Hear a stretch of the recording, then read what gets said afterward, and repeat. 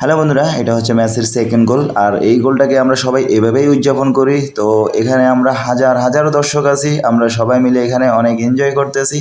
এখানে হাজার হাজার দর্শক বন্ধুরা দেখতে পাচ্ছেন। তো আমি ভিডিও করাকালীন আমার মাইক্রোফোনের কারণে আমার ভিডিও কোয়ালিটি ভিডিওতে আমার ভয়েসগুলো আসে নাই। আমি সরাসরি লাইভ ভয়েস দিয়েছিলাম, দেন আমার ভয়েসগুলো আসে নাই। আনফর্চুনেটলি মাইক্রোফোনের কোনো ঝামেলার কারণে যা আমার ভিডিওতে সাউন্ড আসে নাই। সকালে যখন আমি ক্যামেরা বের করে আর কি ভিডিও এডিটিং করতে যাই, তখনই দেখি যে আমার ভিডিওতে কোনো সাউন্ড কোয়ালিটি নাই। দেন আমার মনটা ভীষণ খারাপ। তো আমি এখন আছি বাসাবো বালুর মাঠ। এই বালুর মাঠেই বড় পর্দায় খেলা দেখতে আসছি। আমার সাথে আছে রিয়াদ, শাকিল, আশিক। এতগুলো মানুষের ভিতরে আমি তাদের তিনজনকে হারিয়ে ফেলছি।